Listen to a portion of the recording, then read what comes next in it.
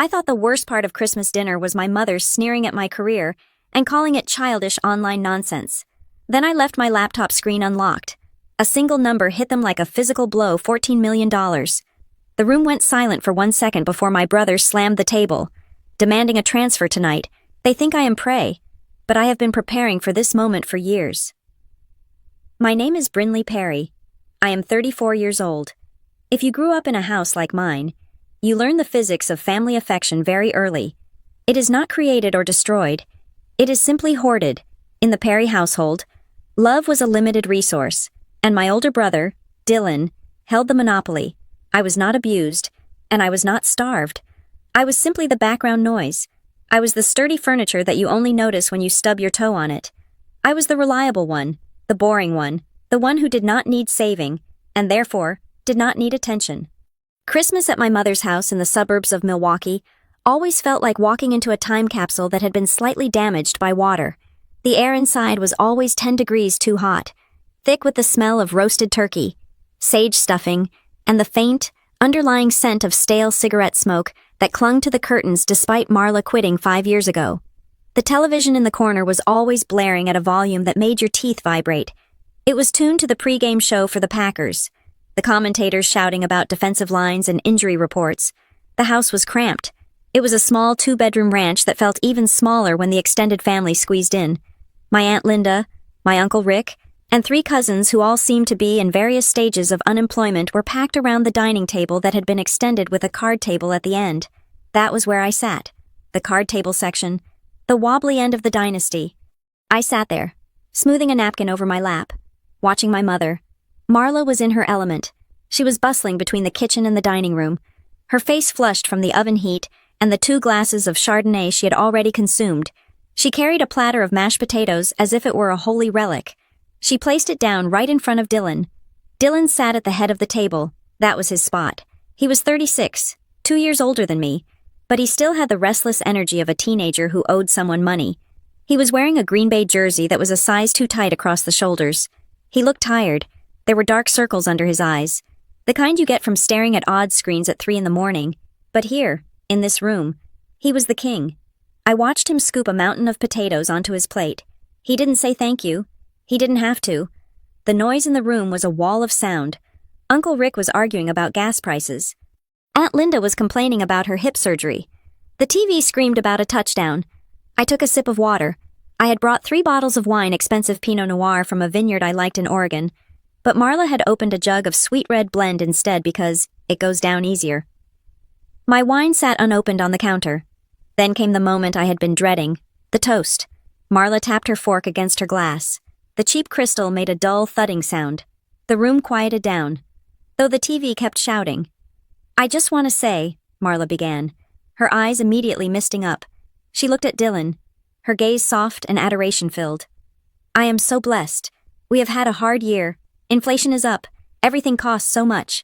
But we are all here. Family is what matters. She paused, taking a dramatic breath. And I want to give a special shout-out to my Dylan, she said, who has been working so hard looking for the right management position. I know the market is tough, honey, but your time is coming. I feel it. You are a fighter.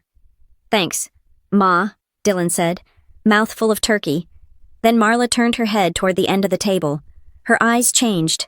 The warmth evaporated, replaced by a thin, pitying smile. It was the look you give a stray cat that you do not intend to feed. And Brinley, she said.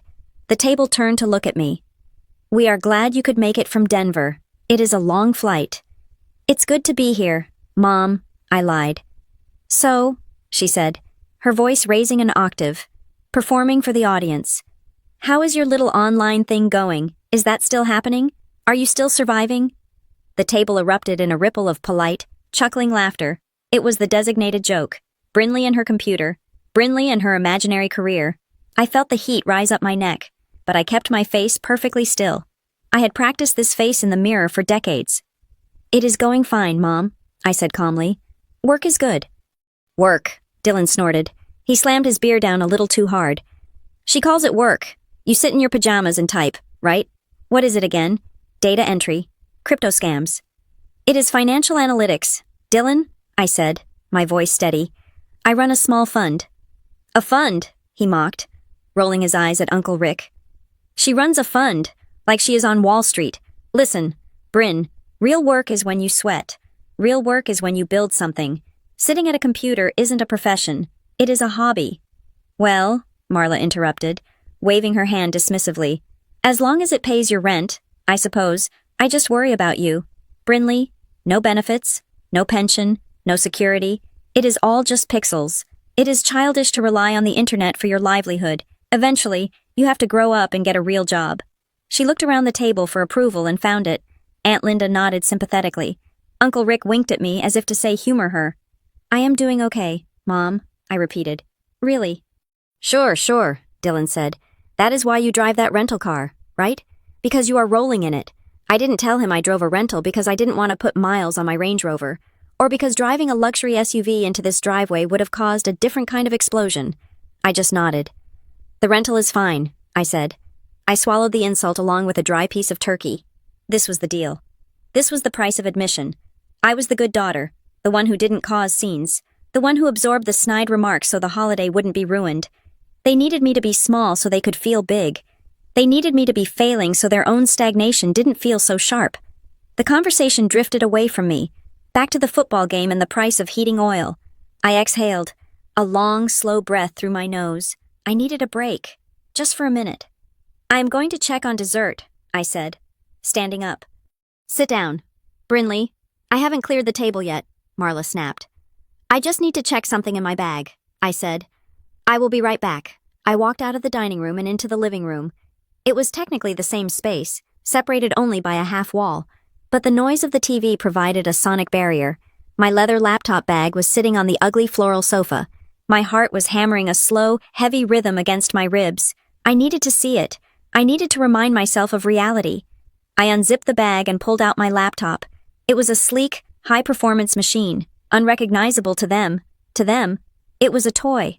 To me, it was the cockpit of a rocket ship. I sat on the edge of the sofa and opened the lid. I had to check the year-end reconciliation for Perry Ridge Ventures.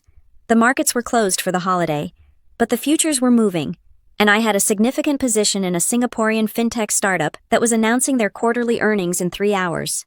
I logged in, the security layers fell away. Biometric scan, two-factor authentication, password. The dashboard loaded. Summit Harbor Analytics. The interface was dark mode, sleek charcoal and electric blue. The numbers populated the screen in crisp, white rows. It was beautiful. It was the only language that had ever made sense to me. It didn't lie. It didn't have favorites. It just was. I scrolled down to the total equity line. I took a deep breath. Seeing the number grounded me. It reminded me that their words were just noise. They were ghosts haunting a life I had already outgrown. I wasn't the girl at the card table. I was the architect of this. Brinley, Marla's voice shrieked from the kitchen. Are you helping or are you playing on that machine? Panic spiked. Not the panic of a child, but the annoyance of an interrupted professional. Coming, Mom, I yelled back. I quickly tapped the key to put the computer to sleep, or I thought I did. I was frustrated, moving too fast. I slapped the lid down, but not all the way. It stayed open a crack, the hinge catching on the strap of my bag. I didn't notice. I stood up, smoothed my skirt, and walked back into the dining room. I spent the next 20 minutes clearing plates. I scraped half-eaten turkey bones into the trash. I loaded the dishwasher. I listened to Aunt Linda describe her gallbladder operation in excruciating detail. I played the part. I was the dutiful, invisible daughter. Dylan had moved from the table. I heard the heavy thud of his boots on the carpet. Where is the remote? Dylan yelled. Ma, where did you put the remote? The game is back on. It is in the living room. Dylan, Marla shouted from the sink. Check the sofa. I froze. I was holding a stack of dirty dessert plates. The water was running in the sink, but suddenly, the air in the house seemed to drop to absolute zero. The sofa, my laptop. I turned around. From the kitchen doorway, I could see the back of the sofa. I saw Dylan stomp over to it. He started shoving cushions around, looking for the remote. Then he stopped. He saw the laptop. The lid was ajar. The screen had not gone to sleep. I had set the sleep timer to 30 minutes so I could monitor tickers without logging in constantly. He reached out. Dylan, don't, I whispered, but the sound died in my throat. He flipped the lid open. I saw his silhouette stiffen. It wasn't a casual look. His entire body went rigid, like he had touched a live wire. He stood there, bent over the coffee table, staring down at the screen. The blue light from the display illuminated his face. His mouth fell open. He didn't move for 5 seconds. I took a step forward. "Dylan." He ignored me. He leaned closer to the screen, squinting, as if he couldn't process the symbols he was seeing. He traced a finger across the glass, counting the commas. 1 comma, 2 commas. He stood up slowly. He looked toward the kitchen. He didn't look at me. He looked through me. His face was pale, drained of blood, his eyes wide and terrifyingly focused. "Mom," he said. His voice was trembling. "What is it?" "Dylan," Marla called out, wiping her hands on a towel. "Did you find the remote?" "Mom," Dylan screamed. It was a sound I had never heard from him before. It wasn't his usual whine. It wasn't anger. It was the sound of a gold rush. It was the sound of a starving animal smelling fresh meat. "Everyone!" Dylan roared, waving his arm frantically toward the living room. "Everyone come here now!" Marla dropped the towel. Uncle Rick stopped mid-sentence. The urgency in Dylan's voice pulled them like a magnet. They rushed into the living room. I followed, my legs feeling like lead. Dylan was pointing at the screen. His finger was shaking. "Look," he choked out. "Look at this." Marla crowded in. Uncle Rick leaned over her shoulder. Aunt Linda put on her glasses. They looked at my childish online thing. They looked at the hobby. The dashboard of Perry Ridge Ventures was glowing in the dim living room. The total portfolio value was displayed in large, bold, white font at the top center of the screen. It wasn't a spreadsheet. It was a statement of war. It read, $14,182,640, $14,182, $640,600. The silence that followed was louder than the screaming television. It was a vacuum. It sucked the oxygen out of the room. I stood in the doorway, watching their backs. I saw Marla's hand cover her mouth. I saw Dylan's hands curl into fists on the edge of the table. The secret was out, and the family dinner was over. The hunt had begun. To understand the silence that fell over that living room in Denver, you have to understand the noise of the house in Milwaukee. You have to understand the specific acoustic properties of a home where money is leaking out of the windows like heat in a Wisconsin winter. My father died when I was 8 years old. It was a construction accident. A beam that slipped a gear and fell 3 stories. He did not die instantly, which meant the hospital bills ate through the first layer of our safety net before the funeral costs ate through the second. When he was gone, the house seemed to physically shrink. The hallways felt narrower. The ceilings felt lower. The air became thick with a permanent, low-level panic that tasted like metal in the back of your throat. Marla, my mother, did not handle grief by becoming stronger. She handled it by becoming a victim. She worked double shifts at a diner, and I do not deny that she was tired. I saw her swollen ankles. I saw the way she soaked her feet in Epsom salts while watching late-night infomercials. But her exhaustion was not a shared burden. It was a weapon. And she used it to carve out a very specific hierarchy in our household. In the vacuum left by my father, Dylan became the sun, and Marla became the planet orbiting him. Desperate to keep him warm, I was just the space debris floating on the periphery. The narrative was established early. Dylan was sensitive. Dylan was the man of the house now, a title that came with 0 responsibilities and infinite excuses. If Dylan failed a math test, it was because the teacher did not understand his grief. If Dylan got into a fight at school, it was because he was defending the family honor. Marla would sit him down at the kitchen table, stroking his hair, whispering that the world was too hard for a boy with a heart as big as his. I was different. I was the sturdy one. I was the one who did not cry at the funeral because I was too busy holding Aunt Linda's hand, because I did not cry. Marla decided I did not need comforting. "You are so strong, Brinley," she would say, usually while handing me a pile of laundry to fold. "You are just like me. We endure." She did not see that I was 8 years old and terrified. She only saw that I was useful. By the time we were teenagers, the dynamic had hardened into concrete. The financial anxiety in the house was a living thing. We learned to navigate the floorboards based on which ones squeaked, just as we learned to navigate Marla's moods based on the stack of envelopes on the counter. If the stack was high, we stayed in our rooms. It was around this time that Dylan discovered his talent for losing money. It started innocently enough. It was not casinos or dark backrooms initially. It was sports. Dylan was obsessed with the Packers, the Bucks, the Brewers. He memorized stats with a focus he never applied to his algebra homework. He started betting $5 here, $10 there with kids at school.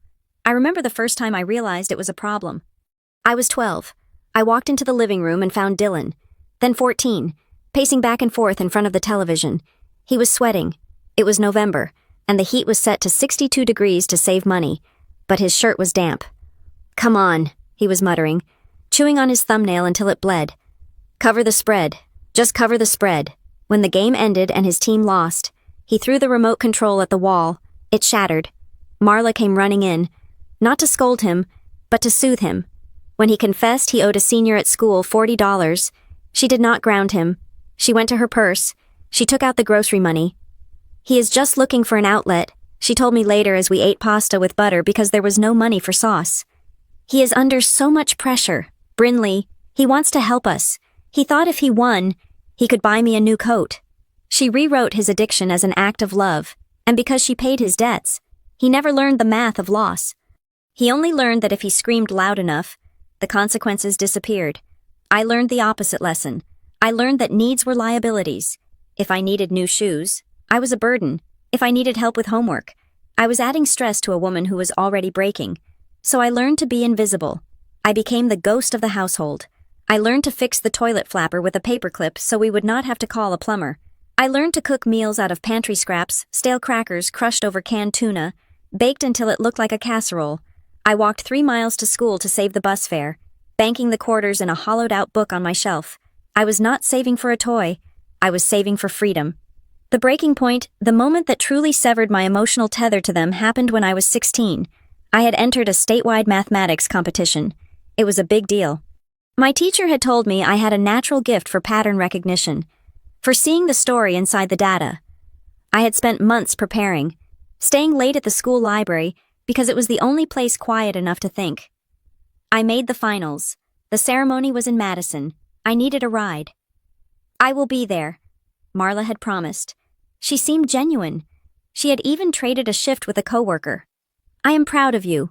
Brinley, we will go out for ice cream after." I believed her. That was the last time I made the mistake of hope. The ceremony was on a Tuesday night. I stood in the lobby of the auditorium, wearing a dress I had bought at Goodwill, and altered myself. I watched the other students with their parents. I watched fathers adjusting ties and mothers holding bouquets of flowers. I waited. 7 o'clock came. The ceremony started. I sat in the third row. I kept turning around, scanning the doors at the back of the hall. Every time the heavy doors opened, my heart jumped.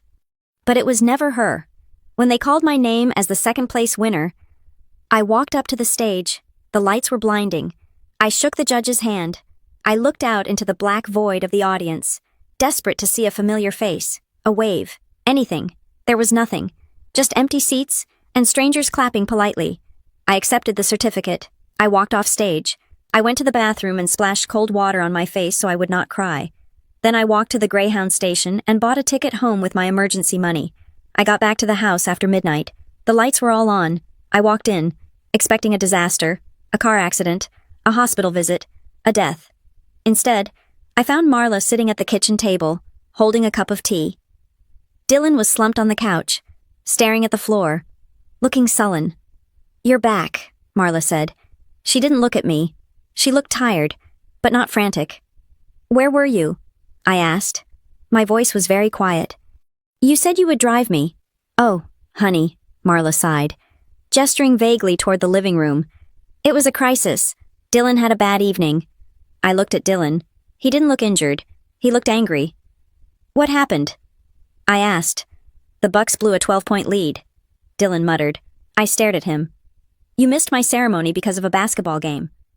"It wasn't just a game," Dylan snapped, standing up. "I had money on it. Okay, real money. I was going to double it. I had a lock, and they choked.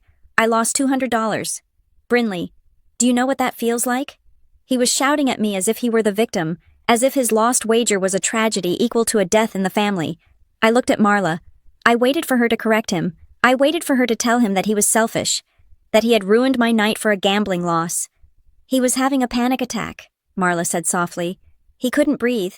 Brinley, I couldn't leave him alone. You know how he gets. He is so fragile." She looked at me with pleading eyes, asking me to understand, asking me to be the big girl, asking me to step aside. Once again, For the golden boy and his demons. I won second place, I said. That is nice, Marla said, taking a sip of tea. Put the certificate on the fridge. We can celebrate later. Right now. We need to figure out how to cover Dylan's shortfall before the first of the month. Something inside me clicked off. It was the sound of a heavy door locking. I realized then that love in this house was a competition. It was a zero-sum game, and I had not just lost. I had never even been registered to play. No matter what I achieved, no matter how good I was, I would always be less important than Dylan's latest failure. His disasters were more captivating to her than my successes. I did not scream. I did not throw a vase. I simply nodded. Okay, I said. I am going to bed. Good night, Marla said, already turning back to Dylan to discuss which bills they could skip paying this month. The next day, I began my real education. I stopped trying to impress them. I stopped trying to be part of the family unit. I began to view my life as a separate entity, a business that needed to be managed in a hostile market. I spent every free hour at the public library. I went to the nonfiction section. Row 332. Personal finance. I read everything. I read about compound interest. I read about index funds. I read about tax brackets and Roth IRAs. I read books by men who wore suits I could never afford. And I translated their jargon into a language I could use. I learned that money was not a mystery. And it was not a monster. It was a tool. It was a system of levers and pulleys. Marla and Dylan viewed money as something that happened to them, a stroke of luck or a curse from God. I learned that money was something you commanded. I started a spreadsheet on the library computer. I did not have any capital to invest yet, but I created a simulation. I tracked stocks. I pretended to buy. I watched how the markets moved, how fear drove prices down and greed drove them up. I saw the patterns. I saw that the market was just like my household, emotional, irrational, and prone to panic, but unlike my family, the market had rules you could exploit. I got a job washing dishes at a diner on the other side of town, so Marla would not know I was working. If she knew I had a paycheck, she would find a reason why Dylan needed it. I hid my cash in a hollow curtain rod in my bedroom. Every dollar I saved was a brick in a wall I was building between me and them. I watched Dylan spiral. He moved from sports betting to online poker. He lost. He raged. He cried. And Marla bailed him out. She sold her jewelry. She took out payday loans with interest rates that made me physically ill to think about. They were drowning, clinging to each other in a toxic embrace, pulling each other down. I stood on the shore, watching them, and I refused to jump in. They thought I was just quiet. They thought I was just the boring sister reading books in her room. They did not know that I was analyzing their mistakes like case studies. They did not know that every time Dylan demanded money, I was calculating exactly how much that outburst would cost him in 10 years if he had invested it instead. I was not just surviving anymore, I was plotting. And the $14 million on that screen 18 years later was not a miracle. It was the sum total of every birthday I spent alone, every pair of shoes I glued back together, and every single time I chose silence over validation. I built my fortune in the dark, because that was the only place they let me live. My life became a study in duality. During the day, I was the quiet high school student who sat in the middle row, blending into the beige walls, and the daughter who silently washed the dishes while her mother complained about the price of ground beef. But at night, I was building a new world. Pixel by pixel, I realized that if I wanted to escape the gravitational pull of my family's poverty, saving quarters in a curtain rod was not going to be enough. I needed leverage. I needed a skill that could scale. I found my answer on a donated computer at the public library. I started with free online courses, Codecademy, Khan Academy, obscure forums where data scientists argued about syntax. I taught myself Python and SQL, not because I loved computers, but because I loved the logic. In coding, if you made a mistake, the program broke. It told you exactly where the error was. Line 42, syntax error, you fixed it, and it worked. There was no gaslighting. The code never told you that the error was actually an act of love. The code never promised to work tomorrow if you just lent it $20 today. It was brutally, beautifully honest. I picked up shifts at a coffee shop called The Daily Grind. It was 3 miles from my house. I worked the closing shift, from 4 in the afternoon until 10 at night. My hands smelled perpetually of roasted beans and sanitizer. I earned $7.25 an hour, plus tips, every Friday. I cashed my paycheck. I did not bring the money home. I knew the geography of my house was compromised. Marla had a radar for cash. If she knew I had $50, suddenly the electric bill would be overdue, or Dylan would need new tires for a car he barely drove. So, on the day I turned 18, I walked into a bank downtown, a branch that my mother did not use, and I opened a custodial free checking and savings account. I declined the paper statements, everything digital. Everything invisible. That was the day I stopped saving and started investing. It was terrifying. To people like my mother. The stock market was a casino where rich people went to steal from poor people. But I had done the reading. I knew that over a 30-year timeline, the market was a machine that turned patience into wealth. I started small. I put $100 into a low-cost index fund that tracked the top 500 companies in America. I remember staring at the confirmation screen. I felt lightheaded. I had just purchased a microscopic slice of the American economy. I owned a fraction of Apple, of Microsoft, of Exxon. I bought a black notebook. This became my decision journal. I wrote down the date, the amount, the price, and exactly why I was buying. Entry 1, October 14th. Bought S&P 500 index. Reason betting on the aggregate productivity of the market rather than individual winners. Time horizon forever. While I was building a ladder to climb out of the hole, Dylan was busy digging the floor deeper. Dylan did not believe in systems. He believed in destiny. He treated sports betting like it was a spiritual practice. He would sit at the kitchen table with the sports section of the newspaper spread out like sacred scrolls. He would tell me he had a feeling about the Bears game. He would say the line was disrespectful to the quarterback. He used words like lock and guarantee. I watched him lose $500 on a Tuesday night because a kicker missed a field goal in overtime.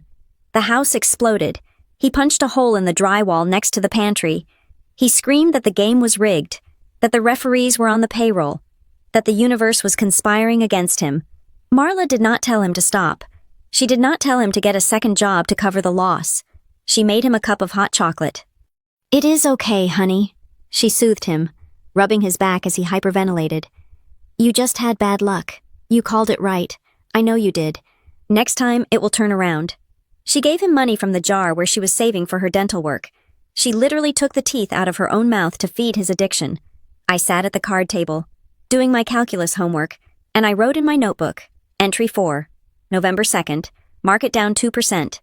Dylan lost rent money on the spread, buying more index units while prices are lower. Emotion is the enemy of equity.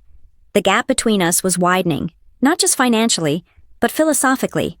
They lived in a world of magical thinking, where they were victims of circumstance waiting for a lottery win to save them. I lived in a world of compound interest and probability, where I was the architect of my own safety. Then came the escape plan. I knew I could not stay in Milwaukee. The gravity was too strong. If I stayed, I would eventually be sucked in. I would end up paying the electric bill just this once, and then just for a few months, and 10 years later, I would be paying Dylan's bail. I aimed for Colorado, Frontier State University. It was a good school, but more importantly, it was 1,000 miles away. It had mountains. It had clean air. It had a physical barrier between me and the ranch house. I did the application in secret. I filled out the financial aid forms at the library, estimating my mother's income based on tax returns I found in a shoebox under her bed. I wrote my essays during my breaks at the coffee shop. I applied for every scholarship I could find. Pell Grants, merit scholarships, a grant for women in STEM, a local Rotary Club award for $500. I hunted for money with the same intensity Dylan hunted for parlays. When the acceptance letter came, it was a thick envelope. I intercepted it from the mailbox before Marla got home. I took it to my room and opened it with a letter opener. Accepted. Full tuition covered by a combination of grants and scholarships. I only had to cover living expenses. I felt like I had just cut the wire on a bomb with 1 second left on the timer. I waited until dinner to tell them. We were having meatloaf. The mood was tense because Dylan was waiting on the result of a hockey game. "I got into college," I said. Marla looked up from her plate. She blinked. "College." "The community college down the street." "No," I said. "Frontier State, in Colorado." The fork stopped halfway to her mouth. "Colorado?" "Yes." "That is far," she said. Her voice was not filled with pride. It was filled with accusation. "Why would you go so far?" "They have a good data analytics program," I said. "But we have schools here," Marla argued. "Good schools. Why do you need to go across the country? Who is going to help me with the house? Who is going to drive Dylan to his interviews when the car acts up? There it was, the truth. She did not miss me. She missed my utility. I have a full scholarship. Mom, I said. It is free. I can't turn it down. Nothing is free, Dylan muttered, not looking up from his phone. You will probably hate it. It is cold in Colorado. It is cold here. Dylan, I said. I just don't think you are thinking about the family, Marla said, putting her fork down. Her appetite was gone, ruined by my success. You are leaving us when things are so tight. It feels selfish. Brinley, it really does. I looked at her. I looked at the woman who had missed my award ceremony for a gambling loss. I looked at the brother who treated me like a servant. I am going, I said. I start in August. The summer passed in a blur of double shifts. I saved every penny. I bought a used laptop, a sturdy backpack, and a one-way bus ticket. The morning I left, there was no fanfare. Marla was asleep. She had worked a late shift. Dylan was asleep. He had been up until 4 a.m. playing online poker. I wrote a note and left it on the kitchen counter. Gone to school. Will call when I land. Love, Brinley. I walked to the bus stop with 2 suitcases containing my entire life. When the bus pulled onto the highway and I saw the Welcome to Wisconsin sign in the rearview mirror, I did not cry. I felt my lungs expand. For the first time in 18 years, I was breathing air that did not belong to them. Frontier State was a revelation. The campus was sprawling and green, framed by the jagged purple peaks of the Rockies. But the real education wasn't in the lecture halls. It was in the freedom of anonymity. No one here knew I was the girl with the gambling addict brother. No one knew my mother worked in a diner. I was just Brinley. I was a blank spreadsheet waiting for data. I needed money for rent and food. The scholarship covered tuition, but I refused to take out loans for living expenses if I could avoid it. I remembered the coding. I went onto a freelancing platform. I created a profile. Data visualization expert, Python, SQL, Tableau. My first client was a small bakery in Denver that wanted to track which pastries sold best on rainy days versus sunny days. It was a simple project. I pulled their sales data, cross-referenced it with historical weather data, and built a colorful, interactive dashboard. It took me 6 hours. I charged them $300. When the notification popped up on my phone, payment received $300, I stared at it. That was a week of scrubbing floors at the coffee shop. That was 40 hours of listening to customers complain about their lattes. And I had made it in an afternoon, sitting in my dorm room, using my brain. I realized then that the online nonsense my family mocked was not a game. It was alchemy. I could turn data into clarity, and clarity was something people would pay for. I ramped up. I took on jobs for a landscaping company, a local dentist, a boutique clothing store. I built cash flow models. I built inventory trackers. I automated email lists. I was 19 years old, sitting in a dorm room with a roommate who was partying every night, and I was running a consulting firm of one. I remember one specific night. It was snowing outside. I was working on a complex visualization for a logistics company. My phone rang. It was Marla. Dylan needs help, she said, skipping the hello. He got a ticket. His registration was expired. They towed the car. Brinley, we need $400 to get it out of the impound lot, or they will auction it off. I don't have it. Mom, I said. You are working out there, aren't you? She pressed. You must have something, just in advance. He has an interview on Monday. He needs the car. I looked at my screen. My bank balance was sitting at $4,000. I had the money. I could have wired it in 10 seconds. But I looked at the code I had written. It was clean. It was logical.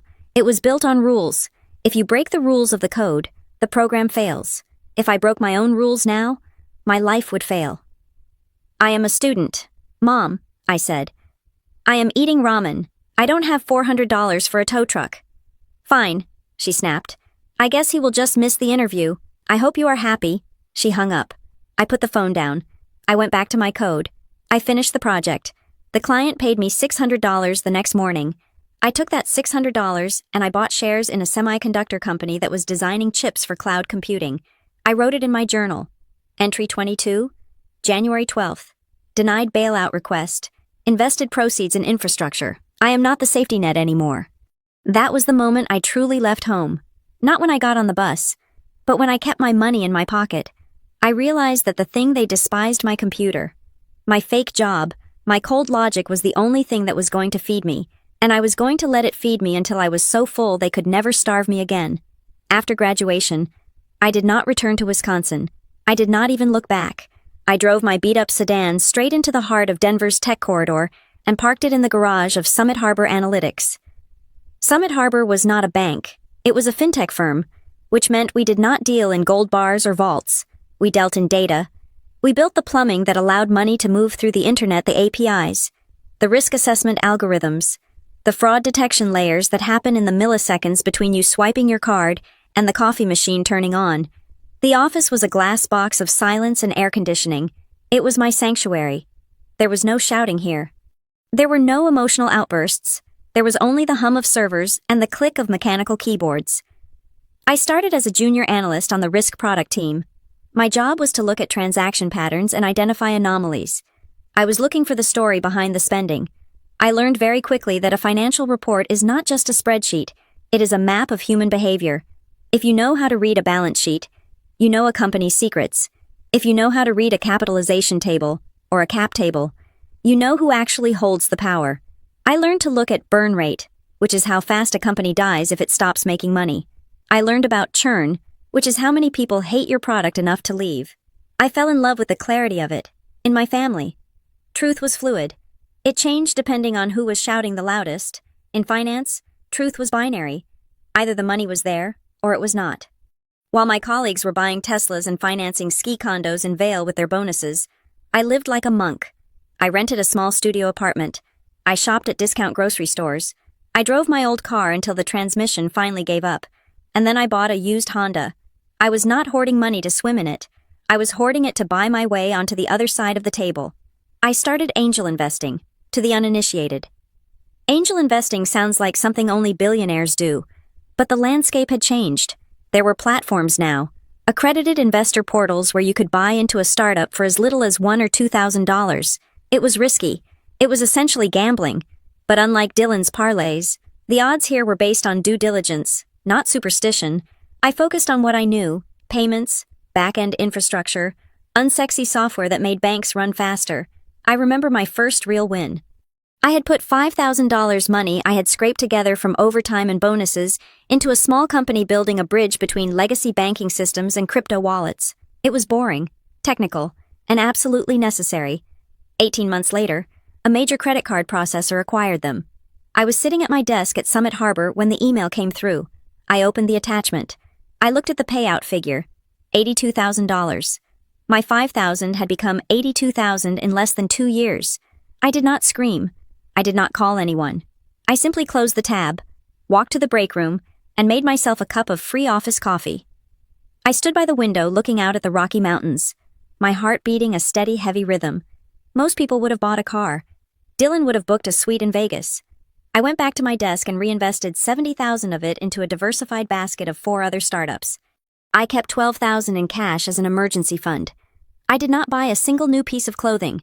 That win changed my brain chemistry. It validated everything I had suspected. Wealth was not about working harder. It was about ownership. It was about placing your capital in the path of progress and waiting for the collision. But as my net worth began its quiet, vertical climb, the situation in Milwaukee began to bleed into my life. I had established a rule with myself: I would help, but I would not enable. I sent Marla a check for $500 on the first of every month. I told her it was for groceries and bills. In my mind, it was a tax. It was the price I paid to keep the ghosts at bay. Then the requests started getting specific. The furnace died. Brinley, Marla told me over the phone one November. Her voice was thin and panicked. "It is freezing here. The repairman says it is the blower motor. It is $1,200. "Send me the invoice," I said automatically. "I will pay the vendor directly." "Oh, he is a local guy," she stammered. "He doesn't do email invoices. He needs cash up front to buy the parts. You know how it is." I hesitated. My risk analyst brain flashed a red warning light. But I remembered the cold in that house. I remembered shivering under thin blankets. "Okay," I said. "I will transfer the money to you, but I want a picture of the receipt when it is done." "Of course. Honey, thank you. You are saving us." I sent the $1,200. 2 months later, it was the water heater. $1,500. Again, cash only. Again, urgent. Then it was a root canal. $800. I was sending the money because I could afford it, and because part of me wanted to believe that my success could actually fix things. I wanted to believe that if I threw enough money at the problem, my mother would stop being a victim. But I worked in fraud detection. It was literally my profession to spot inconsistencies. The realization hit me on a Tuesday in April. Marla had called asking for $600 for a car deductible because someone had sideswiped her in the parking lot. I sent the money. An hour later, I was scrolling through Facebook on my lunch break. I rarely checked it, but I had a burner account I used to keep tabs on distant relatives. I clicked on Dylan's profile. He usually kept his posts private, but he had tagged a friend, so this one showed up on my feed. It was a photo of a betting slip, a parlay ticket for an NBA game that night. The caption read, "Back in the game, baby. Big stakes tonight. Feeling lucky." I zoomed in on the photo. The timestamp on the ticket was 45 minutes after I had transferred the money to Marla. The amount wagered was exactly $550. I felt a cold sensation wash over me, starting at my scalp and moving down to my fingertips. I opened a new tab. I pulled up the weather history for Milwaukee for the week. The furnace supposedly broke. It had been unseasonably warm. Lows in the 50s. I called the dentist Marla claimed to see. I pretended to be an insurance auditor. "I am just verifying a procedure for Marla Perry on February 12th, I said. "One moment," the receptionist said. Then, "I am sorry, we haven't seen Mrs. Perry since her cleaning last August." I hung up. I sat there in my ergonomic chair, surrounded by the hum of millions of dollars moving through the server farm, and I felt like I had been punched in the stomach. It wasn't the money. The money was negligible to me at that point. It was the coordination. Marla wasn't just enabling Dylan, she was laundering money for him. She was inventing crises, physical pain, freezing temperatures, broken homes to extract cash from me, which she then handed to him to set on fire. She was using my empathy as a credit line for his addiction. They were a team. And I was the mark. That afternoon, I made a decision that would define the next decade of my life. I did not confront them. I did not scream. If I screamed, they would just gaslight me. They would say I was paranoid, or stingy, or that I didn't understand how family works. Instead, I went corporate. I contacted a lawyer in Denver. I told him I wanted to form an LLC. "What is the nature of the business?" he asked. "Asset management and private equity," I said. And the name, I thought about it. I wanted something that sounded boring, something that sounded like a geological feature, immovable and uninteresting. "Perry Ridge Ventures," I said. We filed the paperwork. I obtained an employer identification number. I opened business bank accounts. I hired a CPA who specialized in high net worth individuals. I began to treat my life like a black operation. I continued to work at Summit Harbor, but my real work was Perry Ridge. I poured every spare dollar into the fund. I stopped keeping cash in my personal checking account where a stray glance could see it. My personal account always showed a balance of maybe $2,000 or $3,000, just enough to look like a struggling millennial. Everything else, the gains from the tech stocks, the dividends, the payouts from the angel investments went straight into the dark pool of Perry Ridge Ventures. I visited home once a year. I rented the cheapest economy car available at the airport. I wore jeans and sweaters I had owned since college. When they asked about work, I complained. "My boss is a nightmare." I would lie over Thanksgiving turkey. "They cut our bonuses again. The industry is really unstable." "See?" Dylan would sneer, his mouth full of stuffing. "I told you, that computer stuff is a bubble." "You are right, Dylan," I would say. "You are absolutely right." And while he lectured me on the economy, I would be mentally calculating the Series A round I had just led for a logistics AI company. My wealth grew like water in a reservoir. It was silent, it was deep, and it was rising. By the time I was 30, Perry Ridge Ventures was not just a shell. It was a formidable entity. I had holdings in 12 companies. I had a diversified portfolio of index funds. I had commercial real estate investment trusts. The number on the screen kept ticking up. 2 million, 5 million, 8 million. It became a game of psychological endurance. I was living two lives. In one, I was the disappointing daughter who lived in a small apartment and couldn't afford to buy her mother a new car. In the other, I was a sophisticated investor who could have bought the entire block my mother lived on with a wire transfer. The secrecy was not just about protection anymore. It was about control. For the first time in my life, I had something they could not touch. I had something they did not even know existed. But secrets like that are heavy. They take up space, and as the number grew, the pressure grew. I knew that eventually, the dam would break. I just didn't know it would happen over a plate of cold mashed potatoes. I kept sending the monthly check. $500. Never a penny more. When Marla called with a new emergency, the roof, the transmission, the cat's vet bill, I started saying no. I don't have it, Mom, I would say. Things are tight. But you are working so hard, she would wail. Where does it all go? Rent is high in Denver, I would say. You should move home, she would suggest. You could save money. You could help Dylan with his business ideas. Maybe someday, I would say. I would hang up the phone, open my laptop, log into the Perry Ridge dashboard, and watch the numbers shift. I was building a fortress. I just didn't realize that I was also building a trap. And on that Christmas night, when I left the laptop open, I didn't just reveal a bank balance. I revealed the depth of my deception. To them, the $14 million wasn't just money. It was proof that for 10 years, I had been watching them struggle, and I had chosen to do nothing. They didn't understand that I hadn't chosen to do nothing. I had chosen to save myself, but to a family that feeds on its own. Self-preservation looks exactly like betrayal. The phone call that set the stage for the disaster came 2 weeks before Christmas. It was a Tuesday evening, and I was in my apartment in Denver, reviewing the prospectus for a Series B funding round for a biometrics company. When my phone buzzed and I saw the word Mom on the screen, my heart rate did not spike, but my shoulders instinctively locked up. I let it ring 3 times.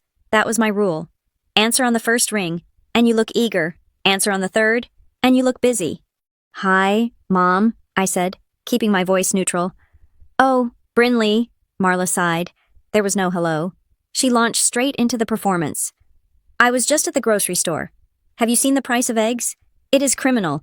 I do not know how regular people are supposed to survive. I stared at my monitor, where a spreadsheet column showed a projected return on investment of 300% over 5 years. It is tough everywhere, I said, playing my part in the script. It is especially tough for Dylan. She pivoted. It took her less than 30 seconds. He is trying so hard. Brinley, he really is. He has been networking for this sales position at a logistics firm, high commissions. It could be the big break. That sounds promising, I said. I knew there was no job. Or if there was, Dylan would lose it within a month because he would be checking parlays during a client meeting. The problem is the car, Marla said, her voice dropping to a conspiratorial whisper. He cannot pull up to a client meeting in that rust bucket he drives. It sends the wrong message. You know how sales is. It is all about image. He needs something that says success. I closed my eyes. What are you asking, Mom? He found a BMW, she said quickly. Used, but clean. It is a 5 Series. The guy wants $42,000. If we could just put down half, the payments would be manageable.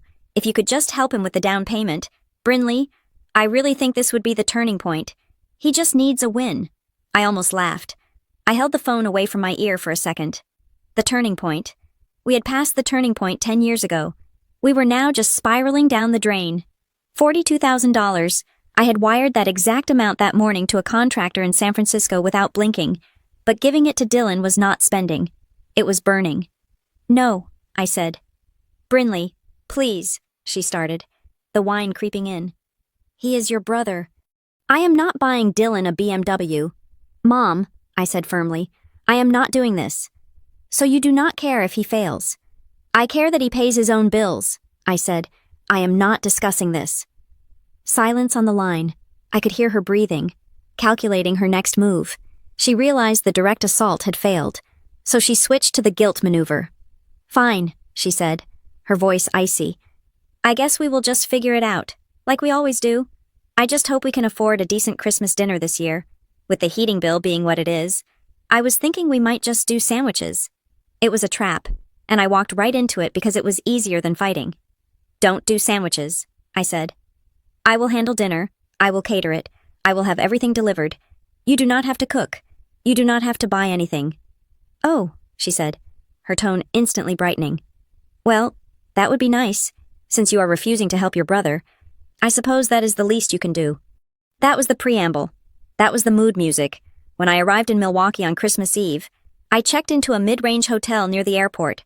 I did not stay at the house. I told Marla it was because I needed to work late and did not want to disturb them. But the truth was, I could not sleep under that roof. The air there felt heavy, like it was pressurized with resentment. I arrived at the house at 3 in the afternoon on Christmas Day. I had ordered the food from the best steakhouse in Milwaukee.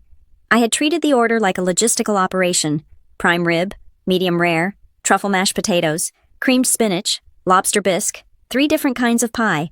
I had confirmed the delivery time twice. When the van pulled up, the driver unloaded 4 massive heated boxes.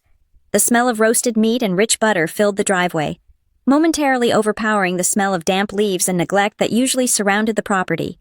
I carried the boxes in. Marla was in the kitchen, wearing a festive apron that looked ridiculous because she wasn't cooking anything.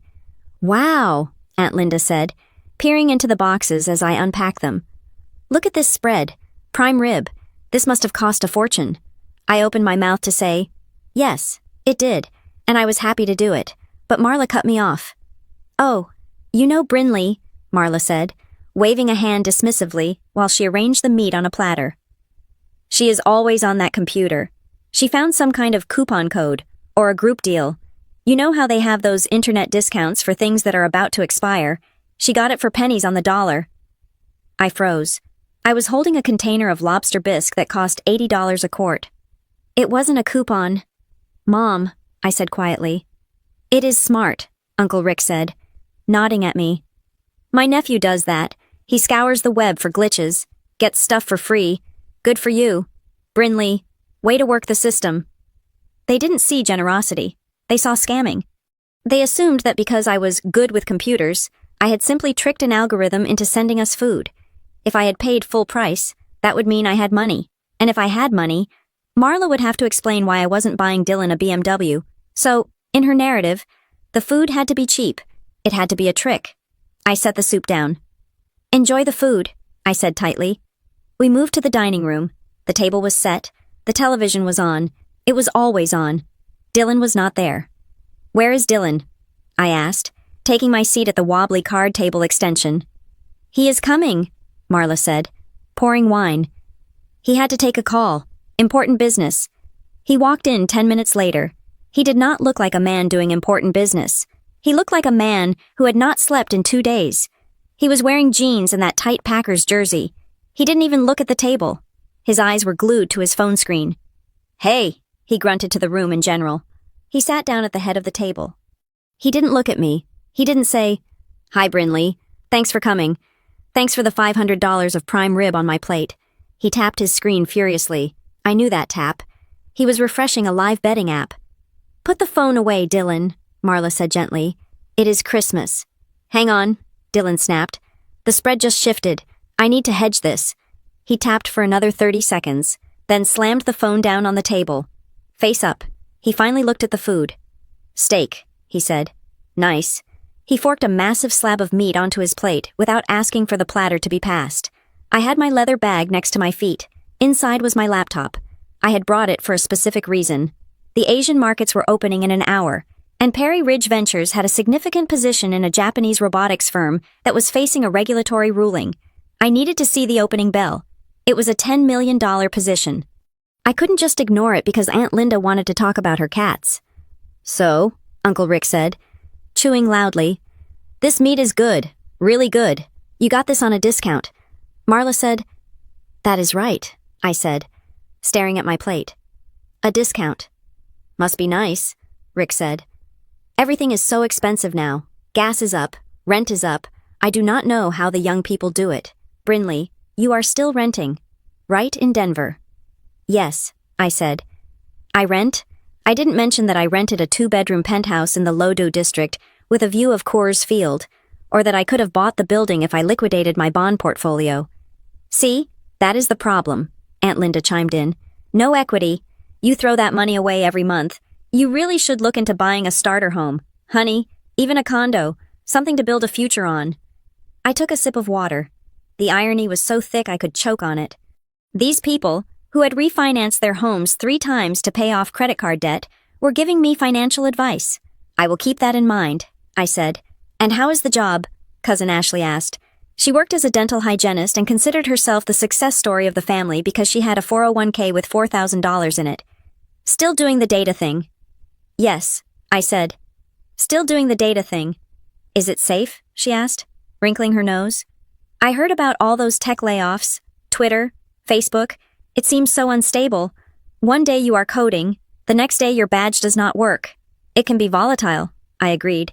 But I manage the risk. Risk, Dylan scoffed. He had finished his steak in record time and was reaching for seconds. You don't know risk. Bryn, risk is having $5,000 on the line in the fourth quarter. Risk is having the courage to back your gut. You just crunch numbers. That is not risk. That is accounting. It is analytics, Dylan, I said. Same thing. He waved his fork. It is boring. It is for people who are scared to play the real game. Marla laughed. It was a nervous titter, designed to diffuse the tension, but it landed like a slap. Now, Dylan, be nice, she said. Not everyone has your spirit. Brinley likes her safety. She likes her little routine. She looked at me with that pitying smile again, the one that said, I love you, even though you are mediocre.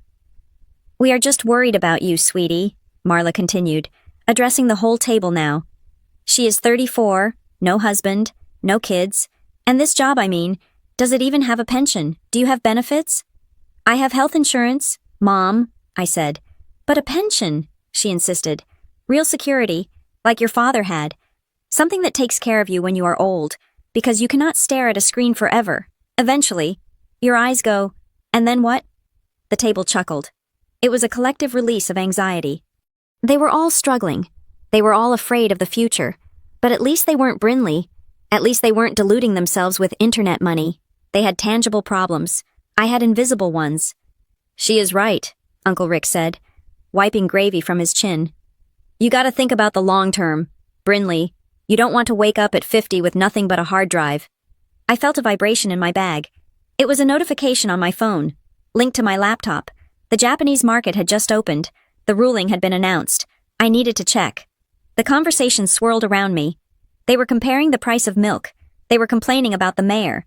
They were bonding over their shared helplessness. I looked at Marla. She was beaming. She had her family together. She had good food that she didn't pay for. She had successfully framed her daughter as a charity case and her son as a misunderstood genius. It is okay, Marla said, reaching over and patting my hand. Her palm was damp. We know you are doing your best, and maybe next year, if the economy picks up, you can find something more traditional, maybe a bank teller job, or administration, something with a name tag. Yeah, Dylan snickered. Get a name tag. Bryn, let people know who you are. I smiled. It was the smile I had perfected over 3 decades. It was a porcelain mask. You are right, Mom, I said. I should really think about my future. That is my girl, she said, satisfied. I pushed my chair back. I am just going to check on something in my bag, I said. I think I left my phone charger in there. Don't be long, Marla said. I am going to cut the pie. I won't be long, I promised. I stood up. I walked out of the dining room, away from the smell of the meat I had paid for, away from the family that despised me. I walked into the living room. I sat on the sofa. I pulled out the laptop. I did not know it then, but I was seconds away from detonating a nuclear bomb in the center of my own life. I opened the lid. I logged in. The screen came to life, bright and sharp. I checked the Japanese feed. The ruling was favorable. The stock had jumped 15% at the open. My portfolio updated in real time. The number refreshed. I took a deep breath. I was about to close the lid. I was about to go back and eat apple pie and listen to them tell me I was a failure. But then, I heard Marla scream from the kitchen about the whipped cream. Distracted. I stood up. I turned. And I left the screen glowing in the dark. I sat on the edge of the beige floral sofa, the cushions sagging under my weight. My heart was beating a rhythm that had nothing to do with holiday cheer and everything to do with the volatility of the Asian markets. The laptop balanced on my knees was a portal to a different universe, one where logic dictated outcomes and effort yielded measurable results. I clicked open the email from the founder of the robotics firm in Tokyo. It was time-stamped 3 minutes ago. The subject line was a single word: approved. I let out a breath I did not know I had been holding. The regulatory hurdles had been cleared. The stock was already reacting in after-hours trading. I toggled back to my main dashboard on Perry Ridge Ventures. The portfolio value was updating in real time, the numbers flickering and climbing. $14,182,640. It was a staggering number. It was enough to buy this entire neighborhood. It was enough to buy freedom. It was the sum total of 15 years of skipped meals, late nights, and the ruthless suppression of my own desires. Brinley, the pie is getting cold. Marla's voice cut through the air like a serrated knife, panic, irrational and childish, spiked in my chest. It was the reflex of a 12-year-old girl who knew she was taking too long in the bathroom. I scrambled up. I needed to get back to the table. I needed to perform. I closed the email tab. I meant to hit the sleep key. I meant to close the lid.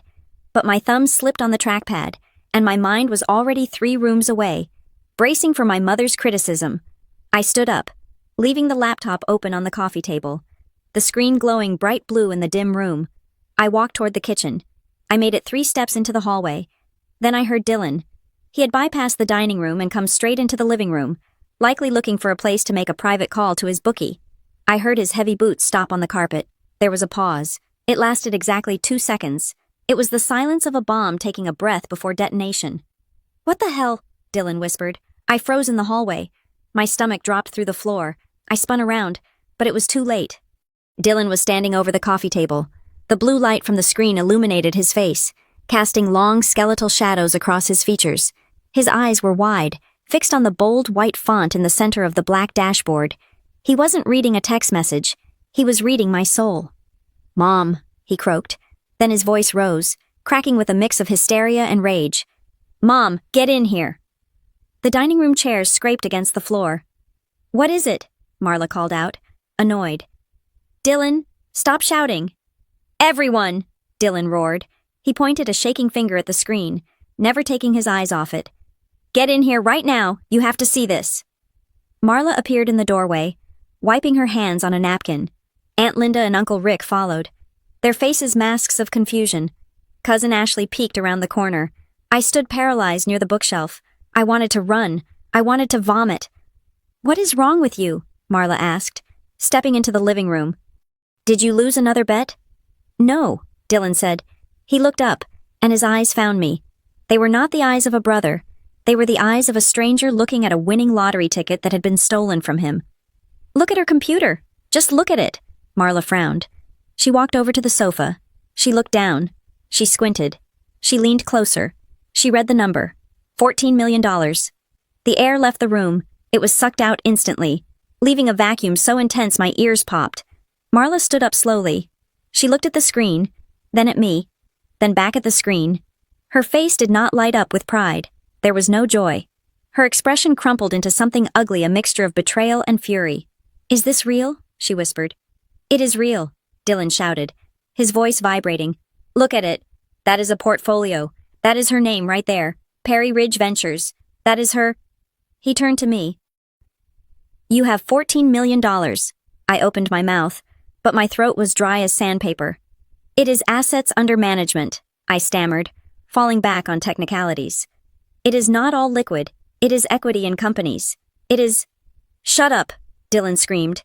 He slammed his hand onto the back of the sofa, sending a cloud of dust into the air. "Don't give me that technical garbage. Is that your money, yes or no?" "Yes," I said. The word was barely a whisper, but it landed like a gunshot. "Oh my God," Aunt Linda gasped, hand over her mouth. "Brinley." Marla took a step toward me. Her eyes were wet, but not with happy tears.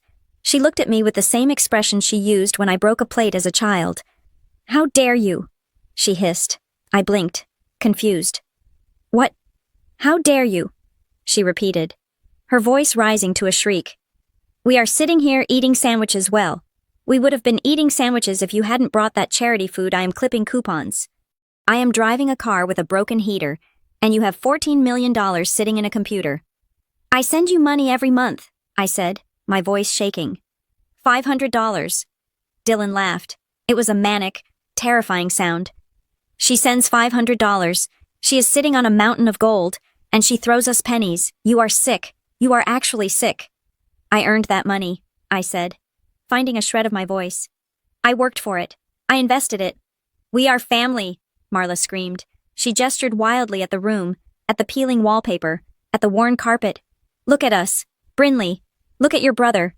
He is drowning. He is out there trying to scrape together a life, and you are hoarding this. You watched him struggle. You watched me cry over electric bills." "I paid the electric bills," I yelled back. You could have paid them for the rest of our lives and not even noticed, Marla countered. You lied to us. You sat at my table, you ate my food, and you pretended to be one of us. You laughed when we worried about money. Were you laughing inside? Were you mocking us? I was protecting myself, I said. From who? Dylan stepped around the coffee table, closing the distance between us. He was big, and for the first time in years, he looked physically threatening. From your family. We are the only people who give a damn about you. You don't give a damn about me, I said, my voice hardening. You give a damn about what I can do for you. That is not true, Aunt Linda chimed in from the corner. Brinley, honey, family shares, that is just how it is. If you have that much well, it is only right to help your brother get on his feet. He just needs a start. I need 50,000, Dylan said. He wasn't asking. He was calculating. Right now, I have debts. Brinley, bad debts, people who don't take checks. You need to wire it tonight. And the car, Marla added, her mind racing to catch up. The BMW, you can buy it cash. It is nothing to you. It is pocket change. And I want to invest, Dylan continued, his eyes darting back to the screen. You need to put $1 million into my account. I will manage it. I have ideas. I just never had the capital. They were carving me up. I was still standing there, breathing, and they were already dividing the carcass. No, I said. The room went silent again. What did you say? Dylan asked, his voice dropping to a low growl. I said no, I repeated. I stood up straighter. I am not buying you a car. I am not paying your gambling debts. And I'm certainly not giving you $1 million to lose on a basketball game. You selfish little brat, Marla spat. After everything I sacrificed for you, I raised you alone. I worked double shifts. You worked double shifts to pay for Dylan, I shouted. The dam finally broke. 30 years of silence shattered. You missed my graduation. You missed my awards. You forgot my birthdays because Dylan had a headache or a heartache or a bad beat. I raised myself. Mom, I built this. Me, not you. I am your mother, Marla screamed, her face turning blotchy red. I am entitled to respect. I am entitled to be taken care of. I have taken care of you, I said cold. I have sent you thousands of dollars over the years. And what did you do with it? You gave it to him. I pointed at Dylan. I saw the records. Mom, I know about the furnace that never broke. I know about the dental work you never got. You laundered my money to feed his addiction. Marla went pale. You spied on me. I audited you, I corrected. Dylan lunged. It wasn't a calculated move. It was pure, animalistic rage. He didn't come for me. He went for the laptop. He needed to possess the thing that held the power.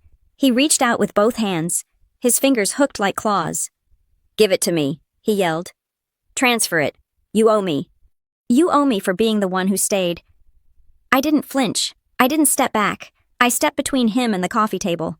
Don't touch it, I said. My voice was no longer the voice of the daughter. It was the voice of the risk officer. It was steel and ice.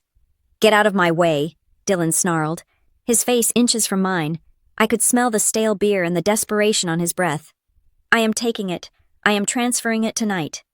If you touch that computer, I said, looking him dead in the eye, I will call the police.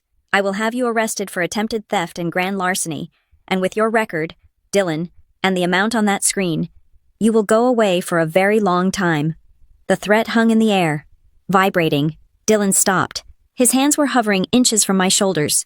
He looked at me, searching for the sister who used to fold his laundry, the sister who used to apologize for existing. He didn't find her. He looked at Marla. Marla looked at me with genuine fear. For the first time, they realized that the dynamic had inverted. I was not the small thing in the corner anymore. I was the bank. I was the institution. And institutions do not negotiate with terrorists, even if they share the same DNA. You wouldn't, Dylan whispered. You wouldn't call the cops on your brother. Try me, I said. Touch the laptop. See what happens. The silence that followed was heavy and suffocating. The television in the dining room was still blaring, a canned audience cheering for a touchdown, unaware that in the living room, the game had just ended, and everyone had lost.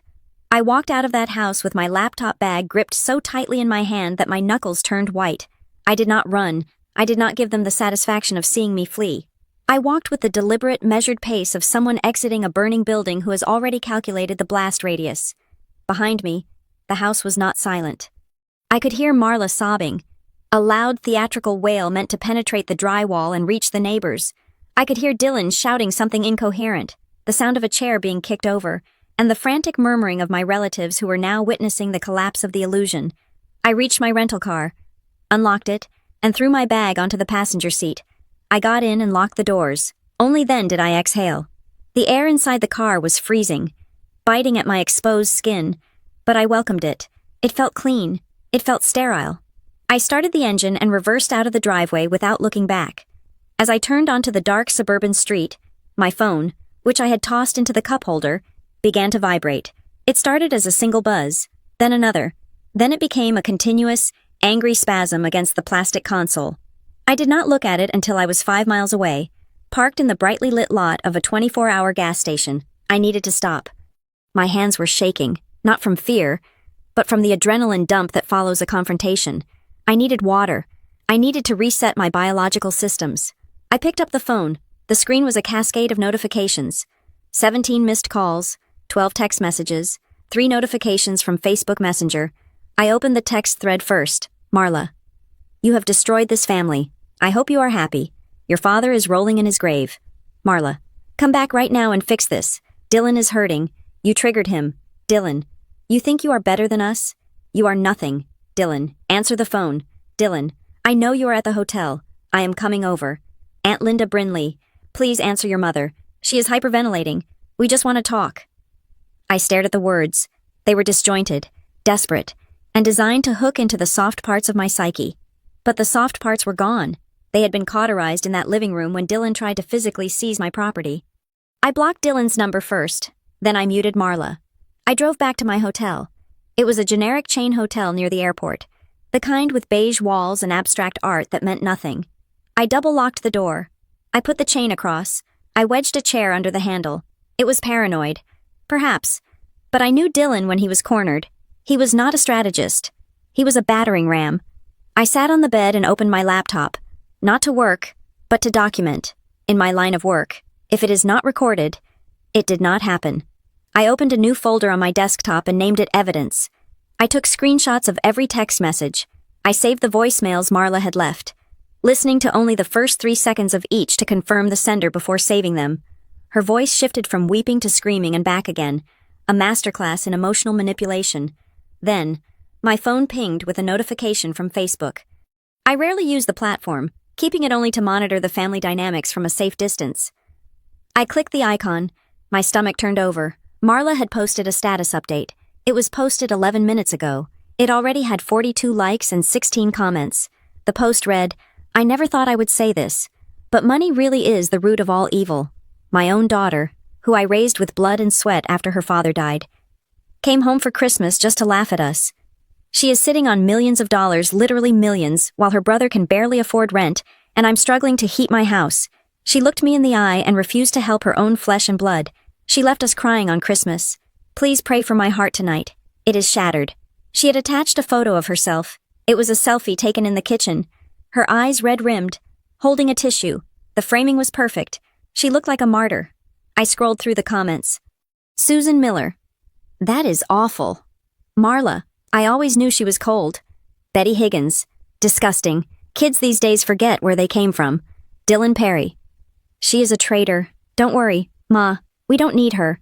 They were rewriting reality in real time. They were building a narrative where I was the villain, the greedy dragon sitting on a hoard of gold while the villagers starved. They didn't mention the gambling. They didn't mention the lies. They didn't mention the thousands of dollars I had already sent. I felt a surge of nausea. This was not just a family spat anymore. This was a public relations campaign against my character. Then, a new message popped up from a number I did not recognize. It was Dylan. Using a burner app or a friend's phone. Dylan. You blocked me. Nice. Smart move. But you cannot block the truth. I saw your company name on the screen.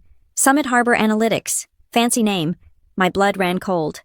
Dylan, I bet your boss would be interested to know that their VP is a heartless bitch who lets her disabled brother starve. I bet the local news in Denver would love a story about the secret millionaire scammer. Transfer $50,000 to my account by morning, or I start making calls. I will burn your reputation to the ground. Brinley, try me. I stared at the screen. The threat was explicit. He was going after my career. He was going to weaponize my success against me. I took a screenshot. I saved it to the folder. I sat there in the silence of the hotel room, the hum of the mini fridge the only sound. I needed to think. I needed to assess my exposure. Dylan was volatile, but he was also lazy. Would he actually call my company? Maybe. Desperation makes people industrious. I needed to secure everything. I logged into my bank accounts. I changed every password. I enabled two-factor authentication on everything, linking it to an authenticator app rather than my phone number, just in case he tried to SIM swap me.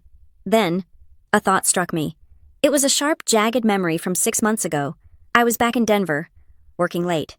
Dylan had called me, sounding surprisingly lucid and professional.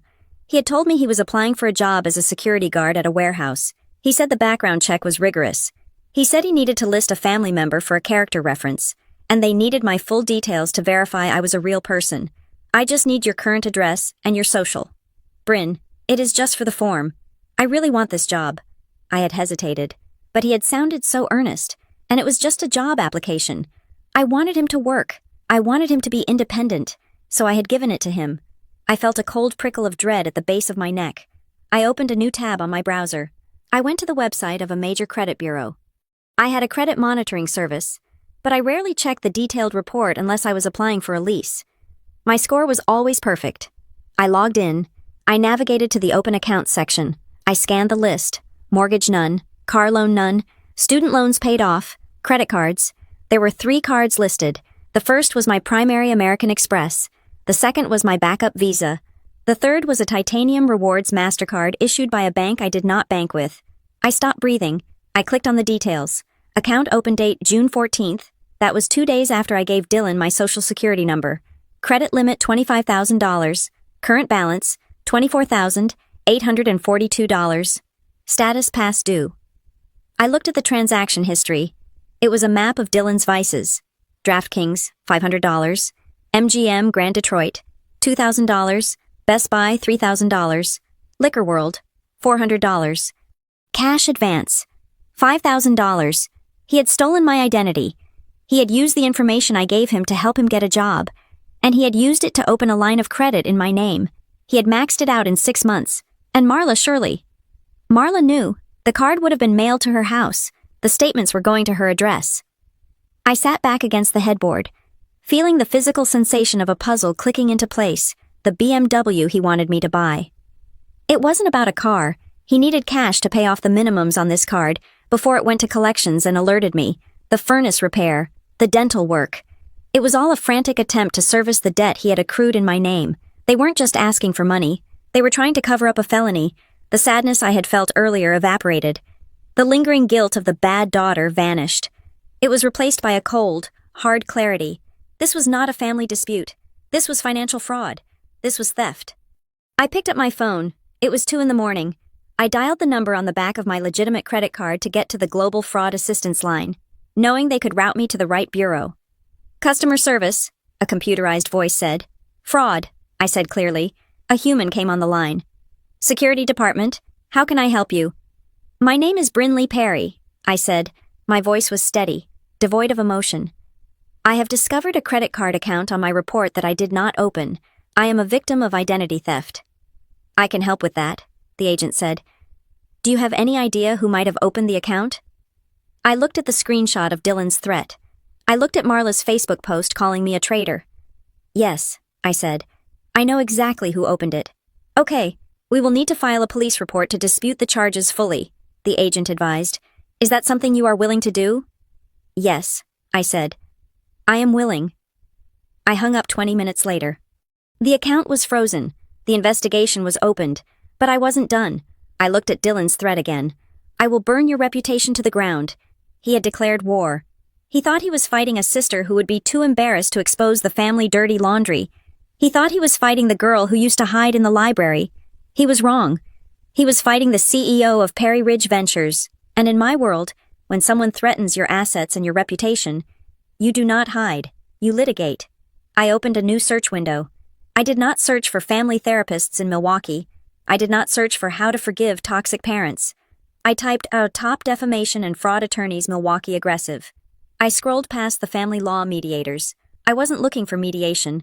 I was looking for a shark. I found a firm, Valkyrie Legal Group. Their website was black and gold. Their slogan was, "We end conflicts, permanently." I found the profile of a senior partner named Sarah Jenkins. Her bio said she specialized in high-stakes reputation management and complex financial fraud. I clicked on her email address. Subject: urgent representation. Extortion and identity theft. Brinley Perry. I began to type. Dear Ms. Jenkins, my name is Brinley Perry. I am a portfolio manager based in Denver with significant assets. I am currently in Milwaukee. I require immediate legal representation regarding a case of identity theft, extortion, and defamation involving immediate family members. I have a documented paper trail of blackmail threats involving my employer. I have evidence of a fraudulent credit line opened in my name with a balance of approximately $25,000. I am prepared to pursue criminal charges and civil restraining orders. I am not interested in settlement or reconciliation. I am interested in a scorched earth defense of my professional reputation. I have a retainer ready to be wired immediately. Please contact me as soon as your office opens. I hit send. I closed the laptop. I walked over to the window and looked out at the snowy parking lot. Somewhere out there, in that cramped house, Dylan was probably sleeping, dreaming of the $50,000 he thought he could scare out of me. Marla was probably checking her likes on Facebook, feeding on the sympathy of strangers. They thought the drama was over. They thought they had won the night. They had no idea that they had just handed me the weapon I needed to cut them out of my life forever. It wasn't money. It was the law. The conference room at Valkyrie Legal Group was the architectural opposite of my mother's living room, where her house was cramped, cluttered, and loud. This room was vast, minimalist, and silent. The table was a slab of black marble that felt cool to the touch. The view from the 30th floor looked down on the snowy streets of Milwaukee, reducing the people and the cars to insignificant specks. Sarah Jenkins walked in at 9 o'clock sharp. She did not look like a therapist. She did not look like a mediator. She looked like a weapon. She wore a charcoal suit that was tailored to within an inch of its life, and she carried a tablet like it was a shield. Brinley, she said. She didn't smile. She shook my hand with a grip that was firm and dry. I have reviewed the screenshots, the voicemails, and the credit report you forwarded. We have a lot to cover. She sat down and placed the tablet on the marble.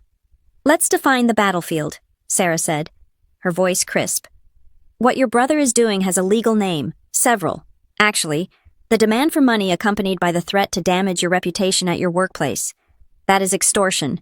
In Wisconsin, under Statute 943.30. That is a Class H felony. I nodded. Hearing a stranger put a criminal classification on my family dynamic was strangely validating. It wasn't just Dylan being Dylan, it was a felony. The Facebook post, she continued, swiping on her screen, where your mother implies you have abandoned them and are hoarding wealth while they starve. Knowing that you have been sending regular payments, that is defamation. Specifically, since she is publishing it to a third party and it harms your reputation, it is libel, and because she knows it is false since we can prove the history of your transfers, we can argue actual malice. And the credit card, I asked. Identity theft, Sarah said flatly. Fraudulent use of a financial transaction card. Unauthorized use of personal identifying information. Another felony. He crossed a line. Brinley, he didn't just borrow your car, he stole your name. She looked at me. The strategy here is not emotional, it is structural. We are going to build a wall around you, and we are going to make it very expensive for them to try to climb it. Do it, I said. By noon, the first move had been made. Sarah's office drafted and dispatched formal cease and desist letters via courier to the house in the suburbs. The letters were not polite requests, they were legal grenades. They demanded the immediate removal of all social media posts referencing me. They demanded a permanent cessation of all communication text, call, email, or third-party messages. They stated clearly that any further attempt to contact my employer would be met with an immediate lawsuit for damages. I spent the afternoon in the hotel room, engaging in a different kind of warfare. I opened my laptop and went to work on the financial grid. I placed a freeze on my credit files at all three major bureaus: Experian, TransUnion, Equifax. I set up fraud alerts that would require a personal phone call to me before any new line of credit could be opened. I was locking the doors to the vault. Then, I filed the official police report for the identity theft. I did it online through the Milwaukee Police Department's portal. I attached the credit card statement, the dates, and the address where the card was registered, my mother's house. I typed Dylan's name in the suspect field. I didn't hesitate. I didn't feel a pang of sisterly regret. I felt the cold satisfaction of correcting a data error. By 4 in the afternoon, the courier had delivered the letters. I knew because the tone of the digital noise changed instantly. The public attacks stopped. I refreshed the Facebook page I was monitoring. Marla's post, the one with the crying selfie, and the accusations of betrayal vanished. The comments calling me a monster disappeared, but the private channels lit up.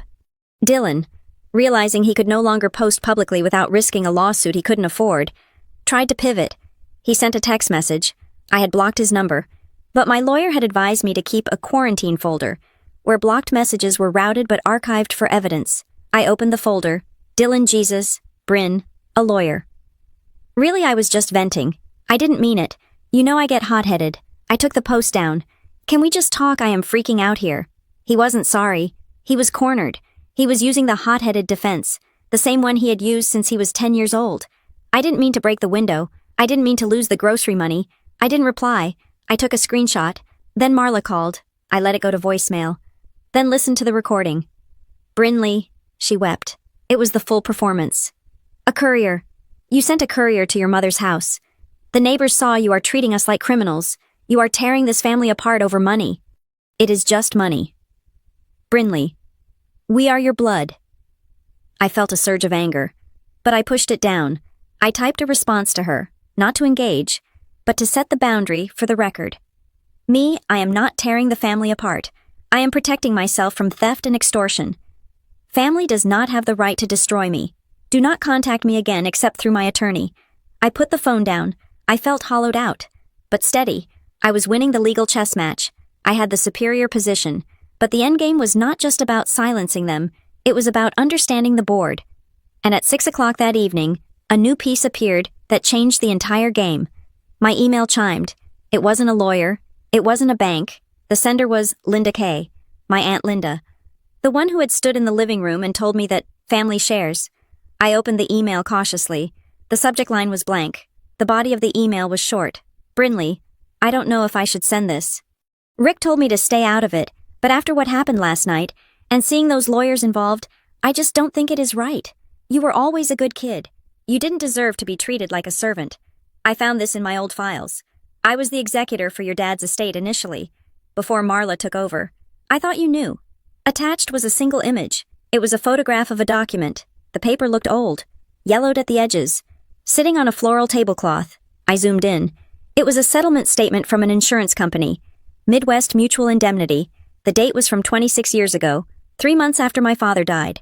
It detailed a payout for a workplace accidental death and dismemberment policy. I read the beneficiary line, Marla Perry. I read the distribution notes.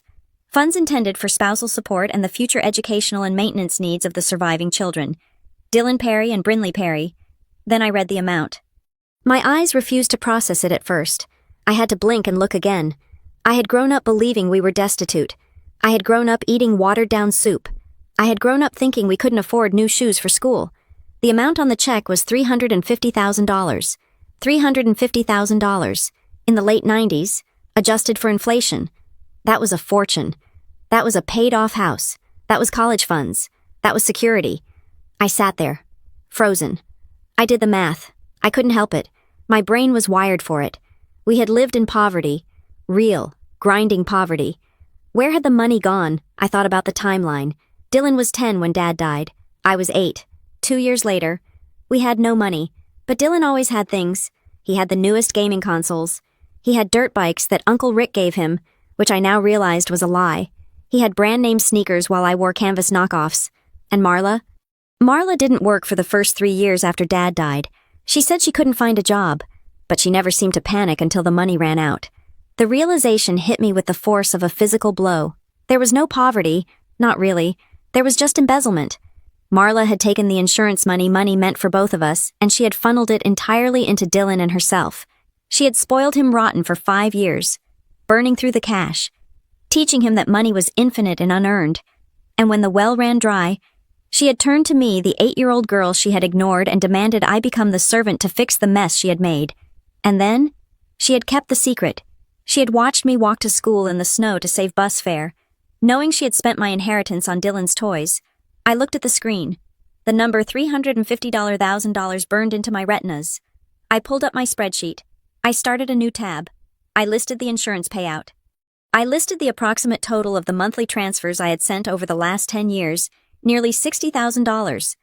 I listed the $25,000 on the stolen credit card. I looked at the sum. This wasn't just a dysfunctional family. This was a long con. I wasn't a daughter to them. I was a resource they had temporarily lost control of and were trying to reacquire. The sadness was gone. The fear was gone. Even the anger was gone. What replaced it was a cold, crystalline determination. I picked up the phone and called Sarah Jenkins. It was late, but she picked up on the second ring. "Brinley," she asked, "is everything okay?" "No," I said, "but it is about to be clear." "What happened?" "I have new evidence," I said. "It turns out this isn't just about a credit card or a Facebook post. I just found out that my mother misappropriated my father's life insurance policy 20 years ago.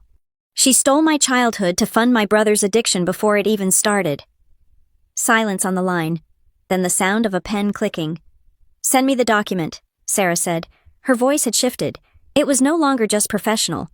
It was predatory. "I am sending it now," I said. "This changes the complexion of the civil case." Sarah noted, "If we can prove she committed fraud as the executor of the estate, even if the statute of limitations is tricky, it establishes a pattern of financial abuse. We can use this to bury them." "Brinley." "I don't just want to bury them," I said, looking at the yellowed paper on my screen. "I want to audit them. I want to expose every single lie they have told since 1999. "We can do that," Sarah said, "but it means going on the offensive. No more cease and desist. We file suit. We demand discovery. We subpoena their bank records to trace the flow of your monthly payments and the insurance money. We tear the house down to find the copper wiring." "Tear it down," I said. I hung up. I walked to the window. The city lights of Milwaukee were blurring in the distance. For years, I had thought I was the one who owed them. I thought I owed them for raising me, for feeding me, for sacrificing. I looked at my reflection in the dark glass. They owed me. They owed me $350,000. They owed me a childhood. I went back to the laptop. I didn't open the portfolio dashboard. I didn't care about the $14 million right now. I opened the document Aunt Linda had sent. I forwarded it to Sarah. Then I opened a blank document. I began to write a statement for the court. I typed the header, Affidavit of Brinley Perry, regarding the pattern of systematic financial abuse and fraud. I typed the first sentence. "My name is Brinley Perry, and for 26 years, I have been the victim of a conspiracy disguised as a family. I wasn't playing defense anymore. I was moving my queen.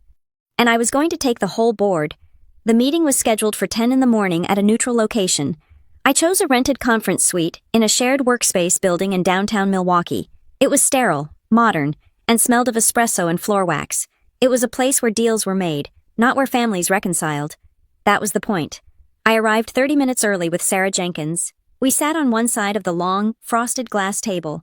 I was wearing a navy blazer and trousers, armor I had bought for board meetings. Sarah was reviewing a file folder that was 3 inches thick. "Remember," Sarah said, not looking up from her notes, "you are not their daughter today. You are not their sister. You are the plaintiff. If they cry, you look at the facts. If they scream, you look at the facts. Emotion is their currency. Facts are yours." "I am ready," I said. My hands were folded on the table. They were not shaking. Marla and Dylan arrived 5 minutes late. They walked in with an air of fragile confidence that almost made me sad. Marla was wearing her Sunday church dress and a heavy coat, her hair teased up high. Dylan was wearing a button-down shirt that was untucked, trying to look casual but succeeding only in looking chaotic. They looked around the room, taking in the expensive chairs, the view of the skyline, the silence. They exchanged a look. I knew that look. They thought this was a surrender. They thought the lawyer was here to draft the settlement agreement. They thought they had won. "Well," Marla said, pulling out a chair and sitting down with a heavy sigh, "this is very fancy, Brinley, a bit unnecessary. Don't you think we could have just talked at the kitchen table?" Dylan sat next to her, slouching. He didn't look at me. He looked at the bottle of water in the center of the table. "Let's just get this over with," Dylan muttered. "I have things to do." "Good morning," Sarah said. Her voice was pleasant, but it had the temperature of liquid nitrogen. "I am Sarah Jenkins, counsel for Ms. Perry. This meeting is being recorded for legal purposes." Marla stiffened. "Recorded why?" "To ensure clarity," Sarah said, "and to prevent any future misunderstandings." "Fine," Dylan waved a hand. "Whatever. Just show us the numbers. How much are we talking?" I looked at my brother. He really believed I was about to write him a check. He believed that the pressure of his threat, the threat to destroy my reputation, had worked. I picked up a single sheet of paper from the stack in front of me. I slid it across the glass. It stopped perfectly in front of Dylan. "There are no checks today," I said. "There are terms." Dylan frowned. He picked up the paper. Marla leaned in to read over his shoulder. "What is this?" Marla asked, squinting. "Options. What kind of options?" "I am offering you 3 paths forward," I said. "Option A is the path of grace. Option B is the path of civil litigation. Option C is the path of criminal prosecution." "Prosecution?" Dylan's head snapped up. "What are you talking about?" "Read it," I said. They read. I watched their eyes scan the page. I watched the color drain from Marla's face. I watched the vein in Dylan's neck begin to pulse. Option A. Complete retraction of all defamatory statements. A formal written apology, signed and notarized. A legally binding non-disclosure agreement preventing any discussion of Brinley Perry's finances or personal life. Dylan Perry enters a 60-day inpatient treatment program for gambling addiction. Brinley Perry will pay the facility directly. No cash will be transferred to family members. Option B. Immediate filing of a civil lawsuit for defamation of character. Seeking damages of $500,000. Filing for a permanent restraining order against both parties. Full forensic audit of the late father's estate and insurance payouts. Option C. Submission of evidence to the Milwaukee District Attorney regarding identity theft, credit card fraud, and wire fraud. Full cooperation with federal authorities regarding the fraudulent opening of financial accounts. The silence in the room stretched until it was thin enough to snap. Dylan threw the paper down. It fluttered to the floor. "You are joking," he said. His voice was trembling, but not with fear yet, with indignation. "Rehab. You think you can force me into rehab? I don't have a problem. Brinley, I have bad luck." "You have a $25,000 debt on a credit card you opened in my name," I said calmly. "That is not bad luck, Dylan. That is a felony." "I didn't steal anything," Dylan shouted, slamming his hand on the table. "I borrowed your info. I was going to pay it back. Family helps family. You weren't using your credit anyway." "So you admit you opened the account without my permission?" Sarah interrupted, her pen hovering over her notepad. "I admit I needed help," Dylan yelled, looking at Marla for backup. "Tell her, Mom, tell her she's being crazy. She wants to send me to jail, her own brother." Marla looked at the paper on the floor, then at me. Her eyes were darting around the room, looking for an exit strategy. The narrative she had built, the one where I was the villain, was collapsing under the weight of legal terminology. "Brinley, honey," she started, her voice shaking. "Jail. You can't be serious. People don't send their family to jail. It is just a misunderstanding." Dylan was desperate. He wasn't thinking. "He was thinking clearly enough to answer the security questions," I said. "He was thinking clearly enough to fake a utility bill to verify the address. That takes planning." "Mom." "But he is sick," Marla pleaded, tears finally spilling over. "If he is an addict, like you say, then he needs help, not prison." "That is why option A exists," I said. "I am offering to pay for the help. $20,000 for a top-tier facility, but no cash for you, no cash for him. The money goes to the doctors." "I am not going to a shrink," Dylan spat. "I need capital. Bryn, I need a stake. If you give me the 50 grand, I can pay off the card myself, and we can forget all this. Why are you making this so complicated?" I opened the thick folder. I pulled out the credit report. I pulled out the transaction log from the casino in Detroit. I pulled out the cease and desist letters. "Because I am done being your bank," I said, "and I am done being your victim." Then, I pulled out the final document, the one Aunt Linda had sent me. The insurance settlement from 1999. I slid it toward Marla.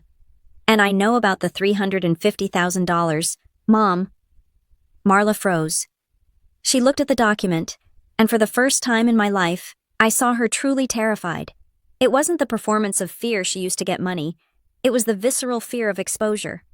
She stammered. "I don't know what that is." "It is the payout you got when Dad died," I said.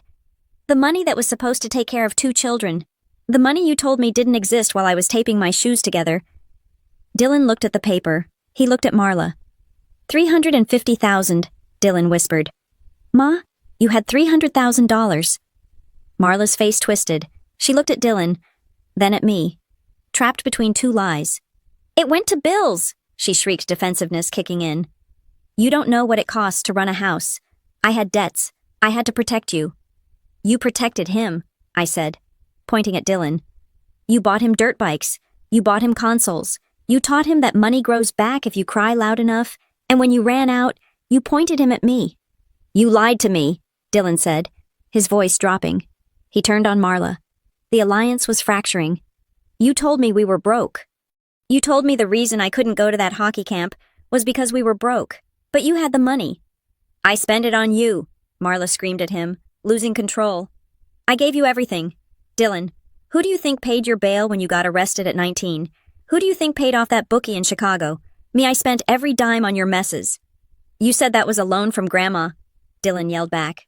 I lied, Marla shouted. I lied to protect you because you are weak. The room fell silent. Marla covered her mouth. Realizing what she had just said, Dylan stared at her. The golden boy illusion dissolved. She had just called him weak in front of the sister he despised. He is weak, I said softly, because you crippled him. I hate you, Dylan whispered, looking at me. His eyes were red, wild. I hate you. You think you are so smart with your lawyers and your files? You are just a cold-hearted bitch. Maybe, I said, but I am a solvent one. I have leverage too, Dylan sneered. A nasty smile crept onto his face. He pulled out his phone. You think you can bully me? I have photos. Bryn, remember when you were a teenager? Remember that diary you kept? I found it. I kept it. I have stories about you that would make your corporate friends vomit. I will post them. I will send them to every client on your list. It was a bluff. Or maybe it wasn't. It didn't matter. Sarah Jenkins leaned forward. She didn't raise her voice. Mr. Perry, she said, I would advise you to be very careful. You just attempted to blackmail my client in a recorded settlement meeting. That is a separate felony count of extortion. And since we are in Wisconsin, a one-party consent state for recording. This entire conversation is admissible in court. Dylan's thumb hovered over his phone screen. He looked at Sarah. He looked at the recorder on the table. You are bluffing, he said. Try me, I said. I echoed the words he had sent me in the text. Post it. See what happens to your probation status. Suddenly, there was a knock on the glass door. We all turned. Standing outside was Aunt Linda. I had asked her to come. I hadn't told her why, only that I needed a witness who wasn't a lawyer. Sarah opened the door. Linda walked in. She looked small, clutching her purse. She looked at Marla, who was weeping into a tissue, and Dylan, who was vibrating with rage. Linda, Marla said, looking up with hope. Linda, tell her she is being cruel. Tell her family doesn't do this. Linda stood by the door. She looked at me. She looked at the $14 million sister who had brought the prime rib. I can't do that, Marla, Linda said quietly. What? Marla gasped. We knew, Linda said. Her voice was shaky but clear. We all knew Dylan was stealing from her. We knew about the credit cards. We knew about the fake emergencies. You traitor, Marla hissed. We didn't say anything because we were afraid of you. Marla. Linda continued. We were afraid of the screaming, but it wasn't right. What you did with that insurance money leaving Brinley with nothing, it was a sin, and what Dylan is doing now, it is a crime. Linda looked at Dylan. She is giving you a way out. Dylan, take the rehab. It is more than you deserve. Dylan looked at the three women in the room, his mother, who had used him, his aunt, who pitied him, and his sister, who had outgrown him. He slumped back in his chair. The fight went out of him. He wasn't a monster anymore. He was just a 36-year-old man in a tight jersey who owed too much money to too many people. If I go to rehab, Dylan muttered, staring at the table. Does the debt go away? I will pay off the $25,000 credit card balance, I said. I will not press charges for identity theft. But you sign the confession. If you leave the facility early, or if you contact me again, the deal is void, and I file the police report immediately. Dylan looked at Marla. She didn't look back. She was staring at the wall, lost in the wreckage of her own exposure. Fine, Dylan said. Give me the pen. Sarah slid the document across the table. He signed. He didn't read the fine print. He just signed. Then Marla signed. She did it aggressively, scratching her name into the paper as if the ink was a weapon. I hope you are happy, Marla said. tossing the pen back at me. You have your piece of paper. You have your victory. You are a millionaire. Brinley, but you are an orphan now. Do you understand that you have no one? I picked up the documents. I checked the signatures. I placed them neatly into my folder. I stood up. I have been an orphan since I was 8 years old. Mom, I said. I just finally stopped paying for the privilege of pretending I wasn't. I looked at Dylan one last time. The car will be here in an hour to take you to the facility, I said. Don't miss it. I turned to the door. You owe us, Dylan shouted after me, a last, weak attempt to reclaim power. You still owe us. We are your blood. I stopped at the door. I didn't turn around. I don't need my family to pay me back. Dylan, I said, my voice steady and loud enough for the microphone to catch. I just need my family to stop destroying me. I walked out of the room, past Aunt Linda, past the glass walls, and into the hallway. I pressed the button for the elevator. When the doors opened, I stepped inside and pressed the button for the lobby. As the doors closed, cutting off the sight of the conference room, I didn't feel lonely. I felt lighter. 14 million pounds lighter. The machinery of the law is slow until it isn't. Then, it moves with the crushing weight of a freight train. 2 days after the meeting in the conference room, the credit bureau completed their preliminary investigation. They did not care about family dynamics. They did not care about my mother's tears or my brother's bad luck. They cared about data. They flagged the account ending in 4092 as confirmed fraudulent activity. The bank immediately opened a formal criminal investigation. I was back in Denver by then, sitting in my office at Summit Harbor Analytics, when my phone rang. It was not Marla. It was not Dylan. It was a fraud investigator named Detective Miller from the Milwaukee Police Department. Ms. Perry, he said, we have received the file from the bank. Based on the amount over $24,000 and the interstate nature of the transaction history, this is a significant case. We have called Mr. Dylan Perry in for questioning. I felt a phantom ache in my chest, the last vestige of the sister I used to be. Did he go? He did, Miller said. He claimed it was a misunderstanding. He claimed you authorized it verbally, but then we showed him the IP address logs from the application date, which matched his mobile device, and your affidavit stating you had no knowledge of the account. He stopped talking after that. The settlement agreement I had signed with Dylan was a civil contract. It did not stop the bank from pursuing their money, and since I had refused to pay the debt, the bank was coming for the person who stole it. I thought that was the end of it. I thought reality had finally breached the walls of their delusion. I was wrong. Desperation is a powerful hallucinogen. 3 days later, I was in the middle of a strategy meeting with the VP of Product. We were discussing a new integration for our risk assessment tool. The glass walls of our conference room looked out over the lobby of the Summit Harbor building. It was a secure building, requiring a badge to get past the turnstiles. I saw a commotion near the front desk. I saw a security guard step forward. I saw a woman in a heavy, mismatched coat waving her arms. My blood ran cold. It was Marla. She had flown to Denver. She had found my office. She was here to do the one thing she knew how to do, make a scene until someone paid her to stop. I am her mother. I heard her scream through the glass, her voice muffled but distinct. She is up there. She is hiding from me. Tell her to come down. She is letting them arrest her brother. My colleagues turned to look. The VP of Product raised an eyebrow. Is that for you? I stood up. My face burned, not with shame, but with a white-hot fury. She had crossed the final line. She had brought her chaos into my sanctuary. I walked to the railing of the mezzanine. I looked down. Marla looked up and saw me. Her face twisted into a mask of tragic victory. Brinley, she shrieked, pointing at me. Brinley, how could you? He is in a holding cell. My baby is in a holding cell because of you. You have millions. You could have fixed it with a signature. The lobby fell silent. Couriers, receptionists, and clients stared. I did not go down. I did not engage. I looked at the head of security, a man named Marcus who I greeted every morning. I nodded once. Marcus stepped in front of her. Ma'am, you are trespassing. You need to leave the premises immediately, or we will contact the Denver police. I am not leaving until she speaks to me, Marla yelled, grabbing the turnstile. She is an ungrateful, cold-hearted witch. She stole my retirement. She owes me. Marcus didn't argue. He signaled 2 other guards. They took her by the arms, firmly but professionally, and escorted her toward the revolving doors. Brinley, she screamed as they dragged her out. You are dead to me. Do you hear me? You are dead to me. I watched her disappear onto the snowy sidewalk. I turned back to the conference room. My team was staring at me. "I apologize for the disruption," I said, my voice steady, though my hands were clenched into fists under the table. "That was a legal matter involving a harassment case. It has been handled. Shall we continue with the risk assessment?" They nodded slowly, but I knew the story would spread.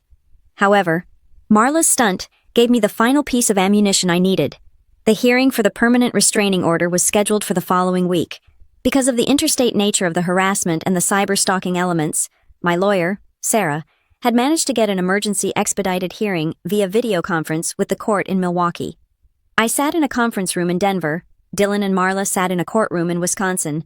Dylan looked terrible. He was out on bail, presumably paid for by Marla pawning whatever was left of the family heirlooms. He looked shrunken, his eyes darting around the room. Marla sat next to him, clutching a rosary. "Your Honor," Sarah began, "we are seeking a permanent order of protection for Ms. Perry against both defendants. We have established a clear pattern of financial fraud, identity theft, extortion via digital channels, and now, physical harassment at the plaintiff's place of employment." Dylan's public defender stood up. "Your Honor, my client is under extreme psychological duress. He is battling addiction. The texts were not genuine threats of violence. They were cries for help. This is a family dispute that has spiraled out of control because the sister refuses to communicate." "Refuses to communicate," Sarah countered. "She communicated by paying his bills for 10 years. She communicated by offering to pay for his rehab. The defendants responded by stealing her identity and showing up at her office to scream at her." The judge, a stern woman with gray hair, looked at Dylan. "Mr. Perry, did you or did you not demand $50,000 in exchange for not contacting your sister's employer?" I was angry," Dylan stammered. "She has so much, Judge. You don't understand. She has $14 million. She showed us, and she wouldn't give me 1% to save my life." "The plaintiff's assets are irrelevant to your actions," the judge said sharply. "It is not irrelevant," Marla blurted out. The courtroom froze. Marla stood up, ignoring her lawyer's hand on her arm. "It is not irrelevant," she repeated, her voice shaking with righteous indignation. "That money belongs to the family I raised her. I fed her when her father died. I kept a roof over her head. If she has $14 million, she has a moral obligation to help her brother. It is sick that she is hoarding it while we suffer. Any good daughter would share." There it was, the confession. She wasn't denying the extortion. She was justifying it. She truly believed that my success was her property. She believed that my bank account was simply a ledger she hadn't yet balanced against the debt of my existence. The judge stared at Marla over the rim of her glasses. "Ma'am," the judge said, her voice dropping to a dangerous register, "you just admitted on the record that your motivation for these actions was to access the plaintiff's funds against her will. That is the definition of predatory behavior." "It is family," Marla cried. "No," the judge said, "it is harassment, and it ends today." The gavel came down. The order was granted. Permanent no contact, 500 yards, no third-party communication, no social media posts. If they violated it, they would go to jail immediately. The screen went black, but there was one loose end. I had told Sarah to arrange a final, brief phone call with Dylan's lawyer present, just to close the loop on the rehab offer. It was the last shred of humanity I had left for them.